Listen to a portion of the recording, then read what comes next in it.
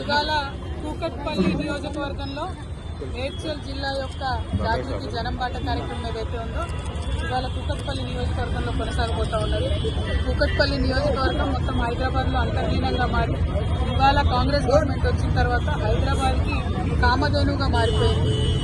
Congress government 2 సంవత్సరాలలో 2000 కోట్ల పైచిలకు ల్యాండ్స్ కూకట్పల్లిలో అమ్మడం జరిగింది. కానీ కూకట్పల్లి నియోజకవర్గానికి ఒక్కటంటే ఒక్క రూపాయి కూడా ఇవ్వకుండా మరి ఏం కార్యక్రమాలు చేస్తున్నారో అర్థం కానటువంటి పరిస్థితులు.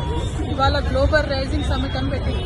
కానీ ఒక్కసారి కూకట్పల్లి నియోజకవర్గానికి వచ్చి జేఎన్టీ దగ్గర ఉన్న ట్రాఫిక్ చూసినా, హౌసింగ్ బోర్డు కాలనీ ఏషియాలోనే అతిపెద్ద కాలనీ, అక్కడ లేనటువంటి వసతుల్ని చూసినా, తక్కువ ఉన్నటువంటి హాస్పిటల్స్ గవర్నమెంట్ చూసినా, ఇంత పెద్ద కూకట్పల్లిలో ఒక్కటంటే ఒక్క స్టేడియం లేకపోవడం వల్ల అసలు హైదరాబాద్ గ్లోబల్ సిటీ అని ఇలా చెప్తున్నారు, చెప్పొచ్చా, ఇది కరెక్టేనా అన్న విషయాన్ని ఒకసారి ప్రభుత్వాలు ఆలోచించుకునే విధంగా ఉంటుంది.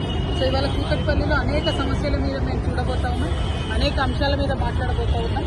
బట్ ఈరోజు చివరి రోజు మేడ్చల్ నియోజకవర్గానికి సంబంధించి, సో మేడ్చల్ మొత్తం జిల్లాకు సంబంధించి కూడా ఇవాళ మధ్యాహ్నం 3 గంటలకు ప్రెస్ మీట్ పెట్టి ఓవరాల్ సమాహారంగా చెప్పబోతా ఉన్నాం.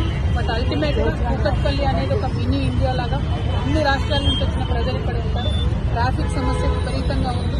పేదవాళ్ళు కనీసం ఇల్లు 2 తీసుకొని ఉంటామంటే తీసుకోలేని పరిస్థితి ఉన్నది.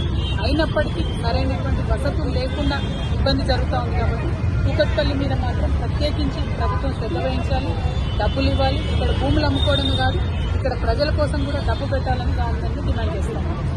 చాలా చాలా బాగుందండి. ఎందుకంటే ప్రజల సమస్యలు ఏంటి అని అడిగేవాళ్ళు ఎక్కువ.